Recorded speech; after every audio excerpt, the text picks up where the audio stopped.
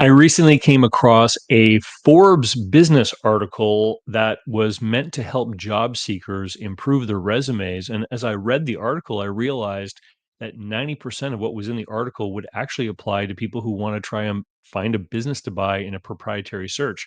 And so I thought I'd take a moment and explain it to you today.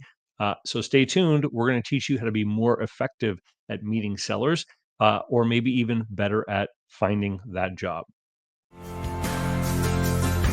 I'm David C. Barnett, and you're tuned in to Small Business and Deal Making, the podcast, YouTube channel, and blog where I talk about buying, selling, financing, and managing small and medium sized businesses while controlling risk. So, if you're looking to take control of your future through buying a business one day, or if you already own a business and you're looking to grow or exit, you've come to the right place. I talk about interesting things, I talk to interesting people, and I answer your questions every week right here. So, be sure to hit like and be sure to hit subscribe, and let's get to it. Are you thinking of growing your business or beginning a journey into entrepreneurship? Take a shortcut to success by buying an existing and profitable business the right way. Visit businessbuyeradvantage.com and learn more about my online training, group coaching, and consulting services designed to help you win. So many people who are out there trying to find a business to buy and wanting to have conversations with brokers or sellers about a particular company, they may not think that applying for a job has anything to do with making that business deal, right? And it's interesting because I once had a business broker say to me, who was representing a buyer, say to me, why do you think that buyers have to do anything to impress sellers? They're the ones who are bringing the money. The seller should be trying to please them. And in any kind of commercial interaction, you might extrapolate that kind of understanding, right? Like if you walk into a car dealership, obviously the dealer and the employees are trying to impress you and show you why you should do business with them. And they're trying to do everything they can to help serve your need, so they can get your money, right? Well, when the world of business sales, particularly when we're approaching someone who may not have their business up for sale, it works a little bit differently. And in fact, it has a lot more in common with the job seeking market, as we're going to talk about here today. So, let me show you the Forbes article, first of all, and I'll link to it down below. That's not it, it's over here on this tab. So, it says this resume hack boosts interview chances by 115%, studies show. So I I saw this headline, I started to flip through the article, and it talks about people who've been applying for 50, 100 jobs, not even getting a single phone call, right? And the advice in the article basically is that you need to tailor your resume specifically to the job that is being advertised. So you want to mirror keywords or concepts that are in the posting, and you want to have that in your resume or cover letter to kind of demonstrate not only that you are a fit for the position, but that you actually read the posting, right? And it talks in here about how these automated employment, they call them ATSs, applicant tracking systems, are now using AI to filter through resumes to figure out who may be better suited to the position versus other people. And one of the reasons why employers are responding with this kind of technology is because it's becoming easier and easier for people to apply for jobs. And I'm gonna give you a case study that I lived through here in the last year or so, a little bit later in this video. So the let me make it myself bigger on screen here. So the key findings in the article were that you need to tailor the resumes, and the article talked about what tailoring actually means. I'll link it down below so you can read it if it will be helpful to you. Um, Basically, here are the analogies between looking for a job and looking for a business you want to buy, right? Whether it's proprietary search or through a broker. So, targeting. So, if you're looking for a job, you obviously only want to apply to jobs that you are well suited for, right? Uh, and you want them to know that you think that you're suited for that role, which is why you want to make adjustments to your resume and cover letter for each individual job that you're going to apply for. In making an outreach to a business owner, for example, you need to pick business sectors, business sizes, and risk profiles that match you. So it's the same kind of matching that goes on. And it can be difficult when you're on the outside because you don't obviously know what's happening inside every business. But we'll get into that as we move through here. So then the next job search element is keyword matching and relevance. And in the job or business search parallel, we would be talking about things like figuring out what sort of revenue, size of business, what kind of margins, growth, location, culture, systems, etc. Like you want to sketch out as much as you can what the ideal business is that you are looking for so that you know exactly what your criteria is. You're going to incorporate these kinds of things into the materials that you're going to use as a searcher when you're doing your outreach to different business owners so that they can see their business in your profile, right? So if you send out letters to every machine shop in upstate New York and you say, I'm looking for a machine shop that does 2 to 5 million in revenue with a team of around 12 people, and that person does double that and has a team of 50 people, then they're going to say, oh, well, I'm not a good fit for this business I have is not a good fit for this buyer. But the people who are a good fit are going to see themselves and their business in your description. And they're going to say, wow, like that person is looking for exactly the kind of business that I have. Right. And so it's going to be a clearer match. It's going to be easier for that person to reach back out to you if you sent them that letter, for example, than it would be for someone saying, David Barnett Capital Company is looking for a machine shop. Like, just, oh, any machine shop? You sent this letter to every machine shop? Like, clearly, there's a not the same kind of focus there, right? And that's what you want to communicate to someone who owns a business that you might be trying to buy is that like it's worthwhile having a conversation.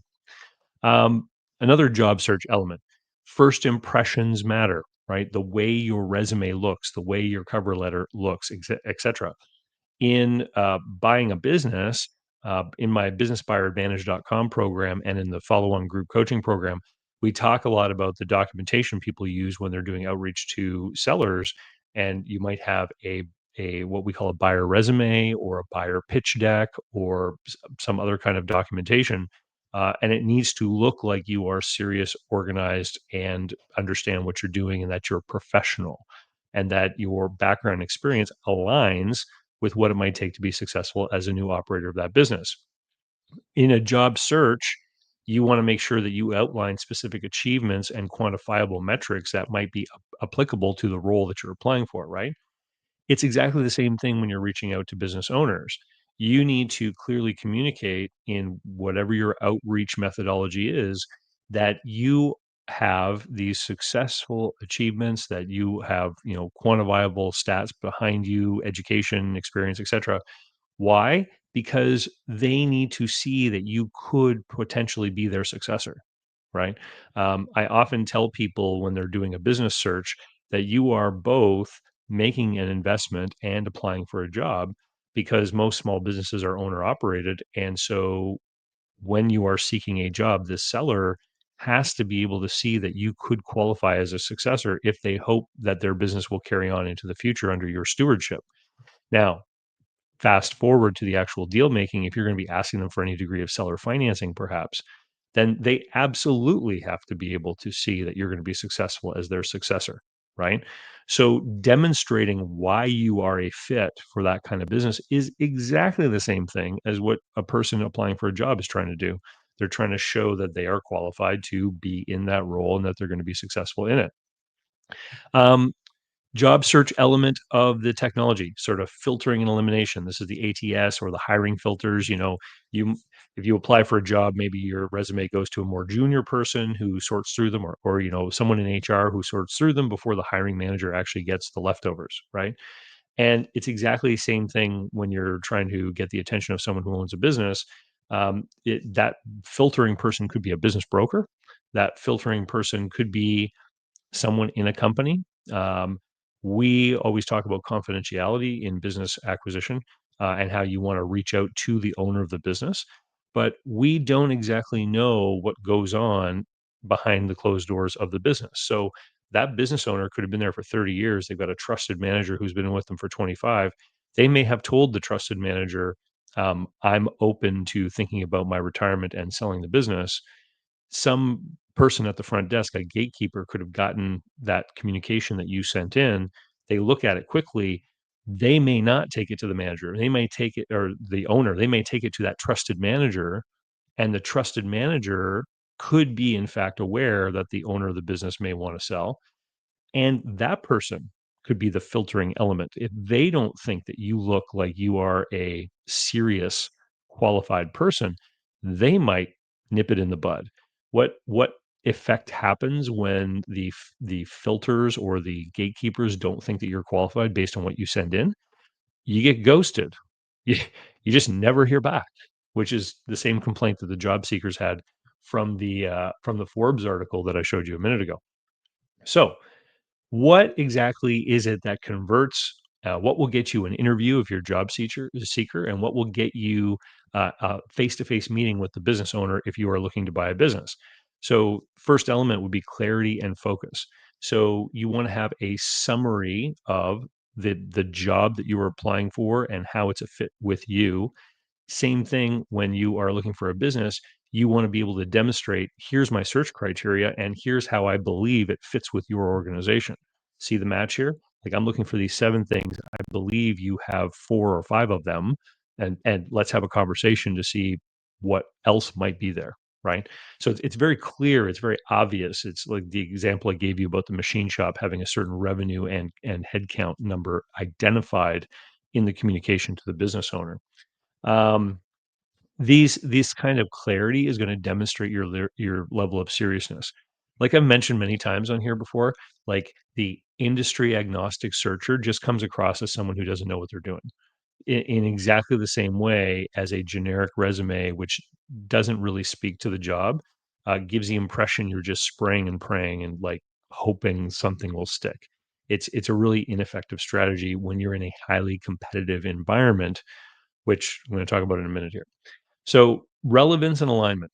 So, when you're looking for a job, your experience and skills need to be aligned with the job requirements that you see posted. And when you're looking for a business, it's exactly the same. You have to be able to show that you have experience and capabilities that are going to be in line with what it takes to run that business and that you're going to be able to run and grow the business. Otherwise, they're not going to talk to you. Customization for the audience. So, if you're applying for a job, that means tweaking your resume and cover letter to each employer and to each job posting so that you're using some of the content from the job posting in your resume or cover letter. Um, because think about it, someone's probably going to create an AI prompt, or these ATS systems probably have AI prompts built into them where it's showing the AI the job posting and then saying, sort out the people that seem to be, relevant for this. If you're using some of the same phrases from the job posting in your resume, it's going to be easier for the AI to say, oh, well, this person naturally fits because they're using some of the same language, right?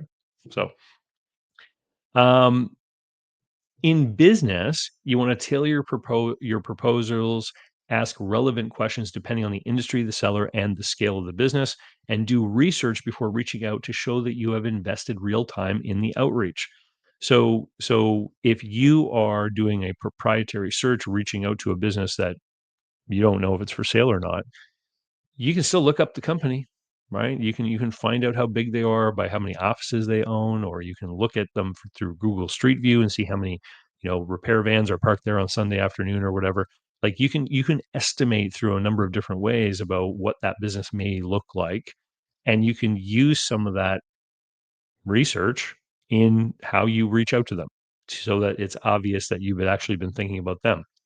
You can certainly, look up the business online, try to figure out who the owner is, look at their LinkedIn profile, right? Like there's certain basic things that are entirely in the public domain that you can do that, yes, require work, but it allows you to create something that you can send in that can be immediately recognized by someone that you have taken time to think about what they do at that business and what they're trying to achieve, or et cetera.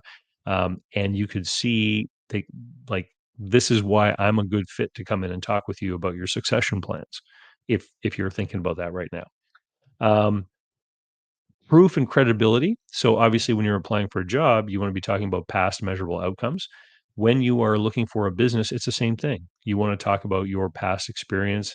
Even as an employee, you want to show them that you're going to be able to take over and run the business. Presentation and format. So if you're applying for a job, your resume and cover letter need to be easy to scan. There needs to be keywords in it, et cetera, as I've mentioned. When you are looking to meet someone to potentially buy a business, you have to have clear targets, a clear target profile of what kind of business you are looking for, and you need to explain that and how it fits with your background and experience so that anybody who sees it is going to be able to easily see whether or not you would be a fit for that particular business. Here are some pitfalls to watch out for in both of these processes. The whole spray and pray approach. Nobody should be applying for 100 jobs unless you are a teenager with no job experience trying to get that, first retail or fast food job, right? Like if you have any kind of career behind you, you should be narrowly targeting your search to specific jobs that really are a fit for you and that light you up. You know, the biggest thing that job interviewers or hiring professionals are looking for is they're looking for someone who's not going to quit, right? Because an employer invests time and effort into each employee, and they know that it's going to take several months or a year before you're really productive and you're making money for the business through your efforts, right? And so they want to make sure that they choose a person who's going to be the right one for the job and who is going to enjoy coming to work every day and wants to be successful and wants to make an impact, right? So those are the only jobs you should apply for, honestly. Um, and the same thing with business. You need to figure out who you are and what you want so that you can specifically target the right kinds of businesses that are going to be a fit for you and light you up, et cetera, so that you can communicate that kind of energy to the seller and show them that you're the right person. Because if you can show them that you're the right person and they say, I want to sell my business to that candidate, then they can remove the competition from the field. They can make the terms easier, they can lower the price, like, they can do whatever, right? But you've got to impress them first, that you are the right person for the job.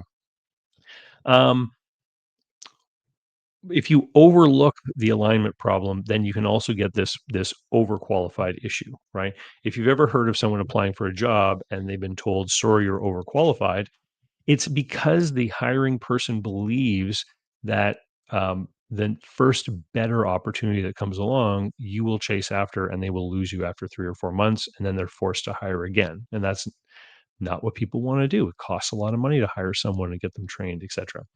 Um, Poor presentations undermine strong fundamentals, so a good business search candidate with a sloppy pitch or documentation is gonna be passed upon, same as a job applicant, right? If it doesn't look good, if it's got spelling mistakes in it, like, you know, spelling mistakes. Think about it. We're 2025, and spell check has been in word processors now for decades.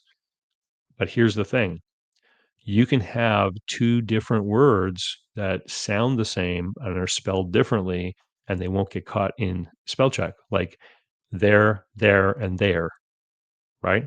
So make sure that you know what you're putting together. And if you're applying for a job in English and your resume is in English and English is not your first language, I would put something in my resume to that effect so that if there was some kind of grammatical or other sort of little error in there, that it is more likely the hiring person may overlook that. Okay. Um, Buyers for good businesses outnumber sellers 10 to 1. They always have.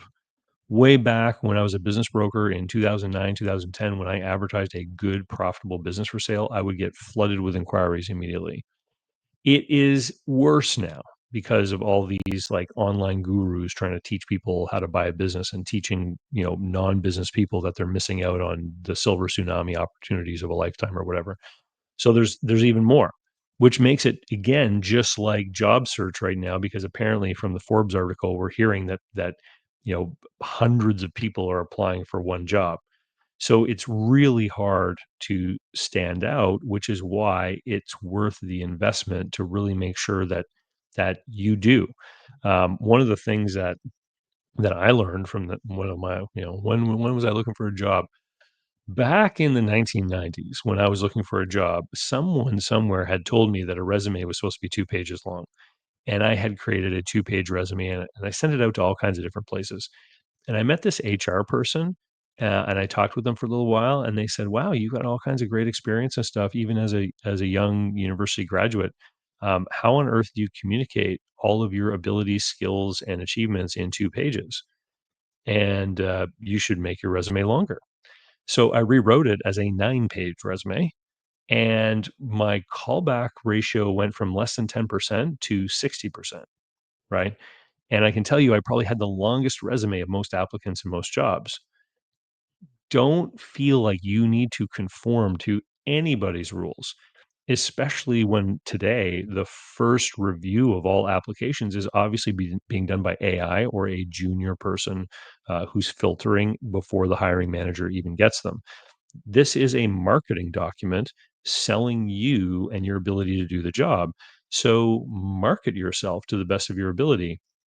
Do not use hyperbolic or outlandish language or over exaggerate what you've done. Be realistic and be sincere. And the same thing goes when you're going to buy a business. You want to make sure that you clearly communicate all the benefits that you bring to the business and why you're going to be a great person to operate it and exactly what you're looking for so that the seller can see their business in your criteria. And that is going to open the door to them actually wanting to have a conversation with you. So here are some practical steps, and I've got them summarized here. I might, overlap with some things I've said earlier, but so you want to define your business job description. That means a checklist of what you want in a business: industry, revenue, profit, location, staff, etc. Use that checklist when evaluating opportunities. Filter early so you don't spend time on the ones that don't fit. You only want to spend time on the ones that you believe are likely going to be a fit.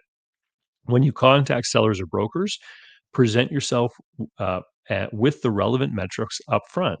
What you've done, the financial resources you have, what value you bring, so that they can see, yeah, this person is likely going to pass muster with a lender, for example. This person is likely going to be, attractive to the seller, for example. So you get through those gatekeepers. Prepare your resume as a buyer, your track record, if you have one, what you bring to the table, skills, capital, operating experience, etc. Even if you're a first-time buyer, you've got experience in your job or career that shows credibility, I'm sure. And if you don't, like, there are so many ways that you can build relevant experience in the world of small business. w- you know, I've had people before who've always been buried deep in the operations of companies and they don't really have, for example, sales experience. And in the world of small business, ultimately all sales land at the doorstep of the owner. You have to, even if you've got a sales staff, you have to know what they're doing. You have to be able to be on top of what's going on in the sales pipeline. And there are always going to be people who want to talk with the owner. And so if you don't have any sales experience and you want to buy a business, uh, go do something where you're going to learn some sales skills, even if it's doing like fundraising for a not for profit, right? That involves contacting people, having conversations, being told no, et cetera. It's exactly the same kind of skill set and experience that you would develop through doing some kind of sales role. And so you can do that and learn from it, and if you had a conversation with the seller who questioned your sales ability, you can say, well, you know what? Actually, I raise money for the local SPCA and I talked with 100 people a month. And over the course of the last year, I raised this many thousands of dollars through explaining to them, value we provide for all the dogs and cats in the area. Right. So it's exactly the same thing.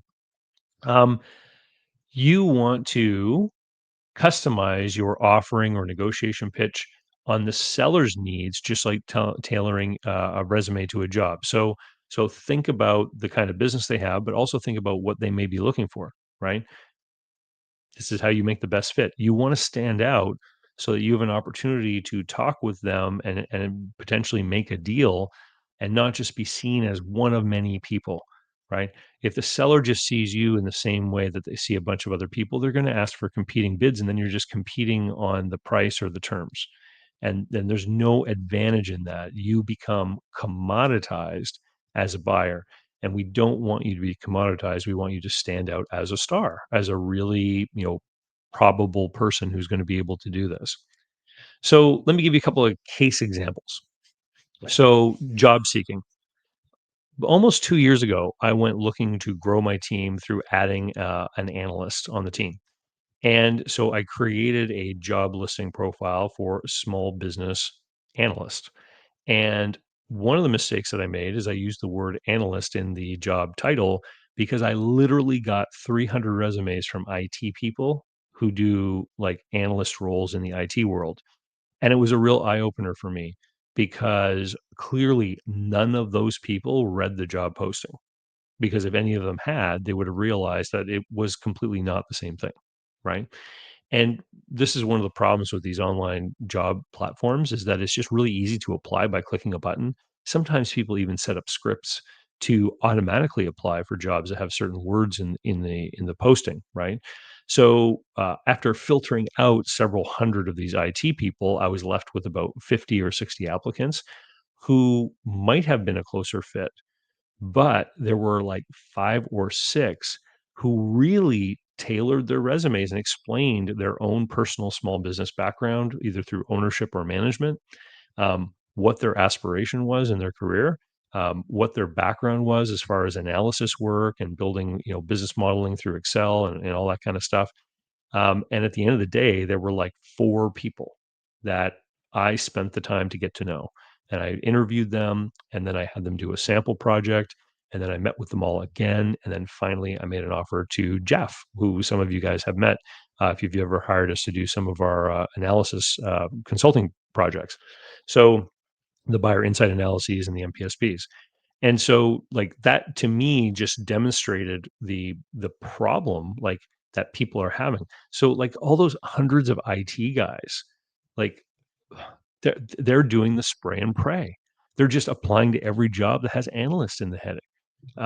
And I would expect a lot of them were having a hard time even getting an interview um, because they weren't tailoring any of their communication to the specifics of the kind of person that I was trying to find or whoever is trying to find, even if it was an IT job, right? Um, John Bly, let me share my screen again.